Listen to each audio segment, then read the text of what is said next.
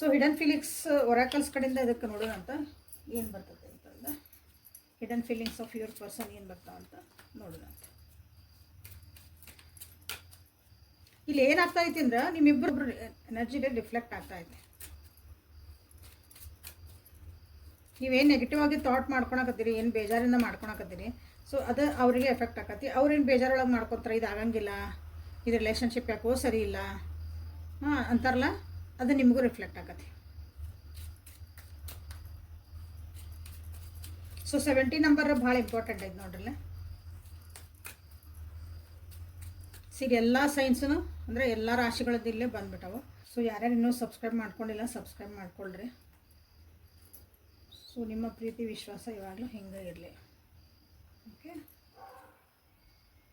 So ಅವ್ರಿಗೆ ಅನಿಸ್ತತಿ ಅವ್ರ feelings ನಿಮ್ಮ ಬಗ್ಗೆ ಭಾಳ ಯಾವಾಗ್ಲೂ ಟ್ರೂ ಅದಾವೆ, ಸತ್ಯವಾಗಿ ಅದಾವೆ. ಅವ್ರು ಏನು ತೋರಿಸ್ತಾರಲ್ಲ ಅದು ಸತ್ಯವಾಗೇ ತೋರಿಸ್ತಾರೆ. ಅವ್ರು ನಿಮ್ಮನ್ನು ಹೇಟ್ ಮಾಡ್ತಾರೆ ಅಂತ ಹೇಳಿದ್ರೆ ಅದು ನಿಜ ಇರ್ತೈತಿ. ಅವ್ರು ನನಗೆ ದ್ವೇಷ ಮಾಡ್ತಾನೆ ಅದು ನಿಜ ಇರ್ತೈತಿ.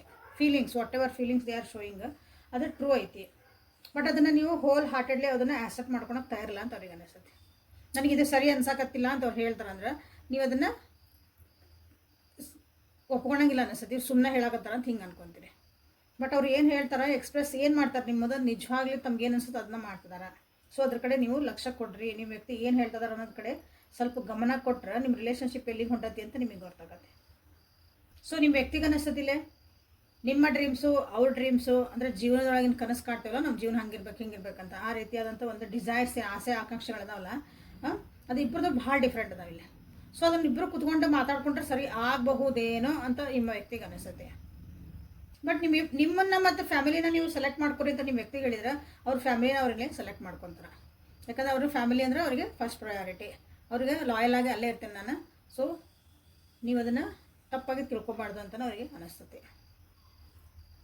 ಅಂದರೆ ನೀವು ತಪ್ಪಾಗಿ ತಿಳ್ಕೊಂಡಿರ್ಬೋದು, ನಾ ಪ್ರಯಾರಿಟಿ ಇಲ್ಲ ಅಂತ ನೀವು ಹೇಳಿರ್ಬೋದು ಅವರಿಗೆ. ಬಟ್ ಅವ್ರಿಗೆ ಐತಿ ನನ್ನ ಫ್ಯಾಮಿಲಿನ ನನಗೆ ಫಸ್ಟ್ ಪ್ರಯಾರಿಟಿ. ನಿಮ್ಮನ್ನು ಕಂಡ್ರೆ ಇಷ್ಟ ಆಯ್ತು ಅವರಿಗೆ, ನಿಮ್ಮನ್ನು ಕಂಡ್ರೆ ಪ್ರೀತಿ ಐತಿ, ಅಟ್ರಾಕ್ಷನ್ ಐತಿ, ನೀವು ಅವ್ರ ಜೊತೆಗೆ ಯಾವಾಗಲೂ ಇರಬೇಕನ್ನೋ ಒಂದು ಆಸೆನೂ ಅವ್ರಿಗೆ ಐತಿ. ಬಟ್ ಇಲ್ಲೇ ಕೆಲವೊಂದು ಮಿಸ್ಅಂಡರ್ಸ್ಟ್ಯಾಂಡಿಂಗ್ ಬರ್ತದವು, ಇಲ್ಲೇ ಕನ್ಫ್ಯೂಷನ್ಸ್ ಬರ್ತದವು, ಬ್ಯಾಲೆನ್ಸ್ ಮಾಡೋಕ್ಕಾಗಕತ್ತಿಲ್ಲ. ಇಲ್ಲಿ ಫ್ಯಾಮಿಲಿಗೂ ನಿಮ್ಮ ಕಡೆಗೂ ಮತ್ತು ಇಲ್ಲಿ ಕರಿಯರಿಗೂ ಮತ್ತು ನಿಮ್ಮ ಜೊತೆಗೆ ಈ ರಿಲೇಷನ್ಶಿಪ್ಪನ್ನು ಅವರಿಗೆ ಬ್ಯಾಲೆನ್ಸ್ ಮಾಡೋಕ್ಕಾಗತ್ತಿಲ್ಲ. ಇಲ್ಲಿ ಅವರಿಗೆ ಕರಿಯರ್ ಒಳಗೂ ಭಾಳ ಸ್ಯಾಟಿಸ್ಫ್ಯಾಕ್ಷನ್ ಇಲ್ಲ. ಅವ್ರು ಏನು ಕೆಲಸ ಮಾಡ್ತಿದಾರಲ್ಲ ಅಲ್ಲಿ ವರ್ಕ್ ಪ್ಲೇಸ್ ಒಳಗೂ ಅವರಿಗೆ ಸ್ಯಾಟಿಸ್ಫ್ಯಾಕ್ಷನ್ ಇಲ್ಲ. ಅಲ್ಲೂ ಕಿರಿಕಿರಿಗಳದಾವು, ಅವ್ರು ಅಂದ್ಕೊಂಡಂಗೆ ಅಲ್ಲಿ ಏನೂ ನಡೆಯಕತ್ತಿಲ್ಲ. ಸೊ ಅದು ಅಲ್ಲೂ ಕಿರಿಕಿರಿ ಇಲ್ಲೂ ಕಿರಿಕಿರಿ ಪ್ಲಸ್ ಫ್ಯಾಮಿಲಿನೂ ಇಲ್ಲೇ ತೊಗೊಂಬಂದಾಗ ಮೂರೂ ಕಡೆಗೂ ಮೇಂಟೈನ್ ಮಾಡೋಕೆ ಅವರಿಗೆ ಅದನ್ನು ಬ್ಯಾಲೆನ್ಸ್ ಮಾಡೋಕೆ ಮೇಂಟೈನ್ ಅನ್ನೋದಕ್ಕಿಂತ ಬ್ಯಾಲೆನ್ಸ್ ಮಾಡೋಕೆ ಭಾಳ ಕಷ್ಟ ಆಗ್ತಾಯಿದೆ ನಿಮ್ಮ ವ್ಯಕ್ತಿಗೆ. ಹೊಸ ದಾರಿನೇ ಕಾಣೋದಾಗಿದೆ ಅಂತವಲ್ಲ, ಏನು ಮಾಡ್ಬೇಕಂತ ನನಗೆ ಅರ್ಥ ಆಗಿಲ್ಲ ಅಂತ ಆ ರೀತಿಯಾದಂಥ ಒಂದು ಎನರ್ಜಿಲೇ ಕಾಣ್ತದೆ. ಸೊ ಇವ್ರು ಮಾಡೋ ಒಂದು ಬಿಹೇವಿಯರ್ಗೆ ನಿಮಗೆ ಅನಿಸುತ್ತೆ ನೀವೇ ಒಳ್ಳೆಯರಲ್ಲ, ಬಟ್ ಆದರೂ ನನ್ನನ್ನು ದೇವ್ರು ಕಾಪಾಡ್ತದನ ಯಾವುದೋ ಒಂದು ರೀತಿ ಅಂತ ನಿಮಗೆ ಅನಿಸುತ್ತೆ. ಅಂದರೆ ನಿಮ್ಮನ್ನು ನೀವು ಭಾಳ ಇನ್ಫೀರಿಯರಿಗೆ ತೊಗೊಂಬಿಟ್ಟಿರಿ. ಸೊ ಹಂಗೆ ಮಾಡಬೇಡ್ರಿ. ನೀವೇನದಿರಿ ನೀವು ಅದಿರಿ. ಓಕೆ, ಅವ್ರ ಕನ್ಫ್ಯೂಷನ್ ಒಳಗೆ ನೀವು ಕನ್ಫ್ಯೂಸ್ ಆಗಬೇಡ್ರಿ. ಅಂದ್ರೆ ಅವ್ರು ಭಾಳ ಒಳ್ಳೆ ವ್ಯಕ್ತಿ, ನೀವೇ ಕೆಟ್ಟ ವ್ಯಕ್ತಿ ಅಂತ ನೀವು ಹಿಂಗೆ ಅನ್ಕೊಂಡ್ಬಿಟ್ಟಿರಿ. ಏನೇ ಆಗ್ತಾ ಐತಿ ನಮ್ಮ ರಿಲೇಷನ್ಶಿಪ್ ಒಳಗೆಲ್ಲ ತಪ್ಪಿಗೆಲ್ಲ ನಾನೇ ಕಾರಣ ಅಂತ ನೀವು ಅಂದ್ಕೊಂಡಿರಿ. ಈ ವ್ಯಕ್ತಿನ ನೀವು ಭಾಳ ಇಷ್ಟಪಡ್ತೀರಿ. ಅದನ್ನು ಬಾಯ್ಬಿಟ್ಟು ಹೇಳಿರೋ ಗೊತ್ತಿಲ್ಲ, ಬಟ್ ಆ ವ್ಯಕ್ತಿನ ನೀವು ಭಾಳ ಇಷ್ಟಪಡ್ತೀರಿ. ಅದನ್ನು ಬಾಯ್ಬಿಟ್ಟು ಮಾತಾಡಿದ್ರೆ ನಿಮಗಿಲ್ಲೇ ಕ್ಲಾರಿಟಿ ಸಿಗೋ ಸಾಧ್ಯತೆಗಳು ಭಾಳ ಅದಾವೆ ಇಬ್ಬರು ನಡುವಿಲ್ಲ.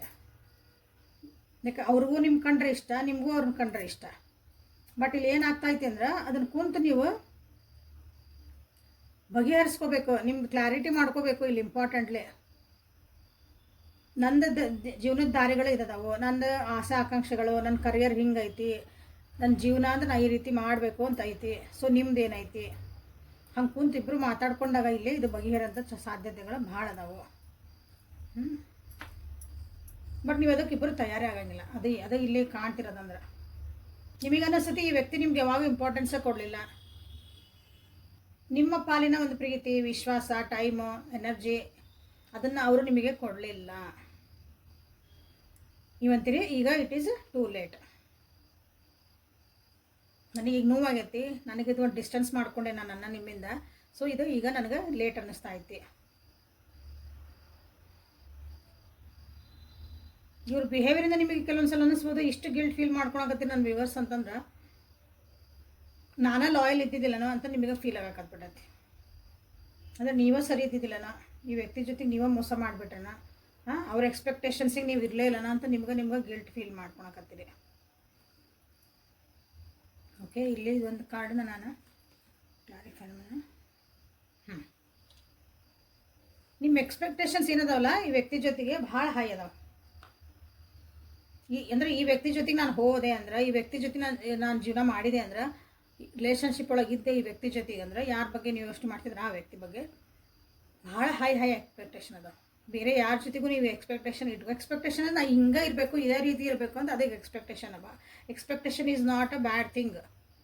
ಓಕೆ, ಈಗ ನಾನು ರೀಡಿಂಗ್ ನೋಡ್ತಿದ್ರೆ ಏನೋ ಎಕ್ಸ್ಪೆಕ್ಟ್ ಮಾಡೇ ನೋಡ್ತೀರಿ, ನಾನು ರೀಡಿಂಗ್ ಹಾಕ್ತದೆ ಅಂದರೆ ನಾನು ಒಂದು ಏನೋ ಎಕ್ಸ್ಪೆಕ್ಟ್ ಮಾಡೇ ಹಾಕ್ತೇನೆ. ಓಕೆ, ಸೊ ಅದು ಏನೂ ತಪ್ಪಿಲ್ಲ. ನೀವು ಇಲ್ಲೇ ಈ ವ್ಯಕ್ತಿ ಜೊತೆಗೆ ಏನಂದ್ರೆ ಭಾಳ ಹೈ ಲೆವೆಲ್ನಾಗ ಇಟ್ಕೊಂಡಿರಿ. ಅಂದರೆ ಸಣ್ಣ ಪುಟ್ಟ ಇಲ್ಲ ನಿಮಗಿಲ್ಲ, ಭಾಳ ಲಾಂಗ್ ಟರ್ಮ್ ಒಳಗೆ ನಿಮ್ಮ ಭಾಳ ಅಂದ್ರೆ ಆಸಾ ಗೋಪುರ ಅಂತ ಹೇಳ್ತೀವಲ್ಲ, ಹಂಗೆ ನೀವು ಈ ವ್ಯಕ್ತಿ ಜೊತೆಗೆ ಕಟ್ಕೊಂಡ್ಬಿಟ್ಟಿರಿ. ಬಟ್ ಈ ವ್ಯಕ್ತಿ ನಿಮ್ಮ ಜೊತೆಗೆ ಮಾಡ್ತಿರೋದೆಲ್ಲ ನೋಡಿದ್ರೆ ನಿಮ್ಮನ್ನು ಒಂದು ಸೈಡ್ಲೈನ್ ಮಾಡ್ತಿದಾರೆ ಅನ್ಬೋದು, ನಿಮ್ಮನ್ನು ಇಗ್ನೋರ್ ಮಾಡ್ತಿದಾರೆ ಅಂತ ಹೇಳ್ಬೋದು. ಸೊ ಹಂಗೆ ಅನಿಸುತ್ತೆ. ಸೊ ನಾನು ಇದನ್ನು ತಪ್ಪು ವ್ಯಕ್ತಿನ ನಾನು ಸೆಲೆಕ್ಟ್ ಮಾಡ್ಕೊಂಡೆ ಏನೋ. ಇವೆಲ್ಲ ಬಚ್ಚಿಟ್ಟ ಭಾವನೆಗಳು ನಿಮ್ಮ ಮನಸ್ಸೊಳಗೆ, ನಿಮ್ಮ ಮೈಂಡ್ ಒಳಗೆ ನಡೀತಿರೋಂಥ ಒಂದು ಪ್ರೊಸೆಸ್ ಇದೆ ಇಬ್ಬರದು. ಯಾವಾಗದು ಬಾಯಿಂದ ಹೊರಗೆ ಬಂತು ಅವಾಗ ನಿಮ್ಗೆ ಕ್ಲಾರಿಟಿ ಸಿಗ್ತೈತಿ. ಭಾವನೆಗಳನ್ನು ಬಚ್ಚಿಟ್ಕೊಂಡ ಬದಲಿ ಅದನ್ನು ಹೊರಗೆ ಹಾಕ್ರಿ, ಯಾವುದೋ ಒಂದು ರೂಪದಾಗ ಹಾಕ್ರಿ. ಈಗೇನು ಬೇಕಾದಷ್ಟು ಮಾಧ್ಯಮಗಳದಾವಲ್ಲ, ಮೆಸೇಜ್ ಒಳಗೆ ಹಾಕ್ರಿ. ಬಾಯ್ ಬಿಟ್ಟು ಹೇಳೋಕ್ಕಾಗಿಲ್ಲ ಅಂದ್ರೆ ವಾಯ್ಸ್ ಮೆಸೇಜ್ ಹಾಕ್ರಿ. ಬಟ್ ಎಕ್ಸ್ಪ್ರೆಸ್ ಮಾಡಿರಿ. ಎಕ್ಸ್ಪ್ರೆಸ್ ಮಾಡಿದ್ರೆ ನಿಮಗೊಂದು ಕ್ಲಾರಿಟಿ ಸಿಗ್ತದೆ. ಅದರ್ವೈಸ್ ನಿಮಗೂ ಈ ವ್ಯಕ್ತಿನ ಬಿಟ್ಟಿರೋಕೆ ಆಗಕತ್ತಿಲ್ಲ. ಅವರು ನಿಮ್ಗೆ ಹೇಳ್ತಿದಾರ be with me forever ಅಂತ. ನೀವು ಇಲ್ಲಿ ಹೇಳ್ತಿದ್ದೀರಿ ನೀವು ಅವ್ರನ್ನ ಯಾವಾಗಲೂ ಪ್ರೀತಿನ ಮಾಡ್ತಿರ್ತೀರಿ ಅಂತ ಹೇಳ್ತಿದ್ದೀರಿ. ಇಬ್ಬರಿಗೂ ಬಿಟ್ಟಿರೋಕ್ಕಾಗತ್ತಿಲ್ಲ. ಬಟ್ ಅದನ್ನು ಹೆಂಗೆ ಫಿಕ್ಸ್ ಮಾಡ್ಕೋಬೇಕು ಅನ್ನೋದು ನಿಮಗಿಬ್ಬರಿಗೂ ಗೊತ್ತಾಗಕತ್ತಿಲ್ಲ.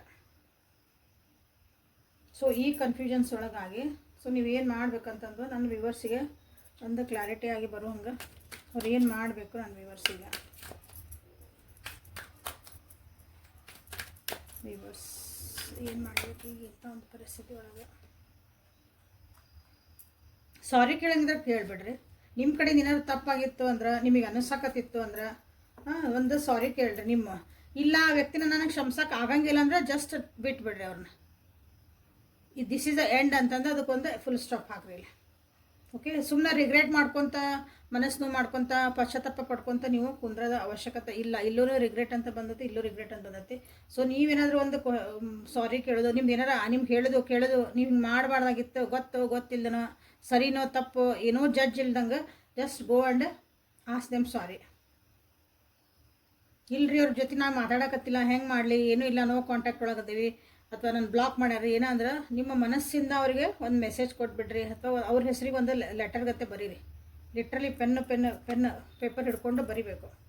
ಸೊ ಟು ದಿಸ್ ಪರ್ಸನ್ನ ನಾನು ಹೀಗೆಲ್ಲ ಇತ್ತು, ಹಿಂಗಿತ್ತು, ನನ್ನ ಪರಿಸ್ಥಿತಿಗಳು ಹೆಂಗಿದ್ವು, ನಾನು ಅದಕ್ಕಾಗಿ ನಿನ್ನನ್ನು ಕ್ಷಮೆ ಬೇಳ್ತಿದ್ದೀನಿ,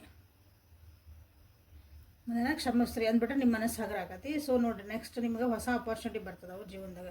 ಜಸ್ಟ್ ಡೂ ಇಟ್. ರಿಗ್ರೆಟ್ ಮಾಡ್ಕೊತ ಕುಂದ್ರೋದು ನೀವು ಅವಶ್ಯಕತೆ ಇಲ್ಲ. ಈ ವ್ಯಕ್ತಿ ನಿಮಗೆ ಬೇಕು ಅಂದಾಗ ರಿಲೀಸ್ ಮಾಡಿರಿ, ಅಂದ್ರೆ ಫ್ರೀ ಆಗ್ರಿ ಫಸ್ಟ್ ಇಲ್ಲ.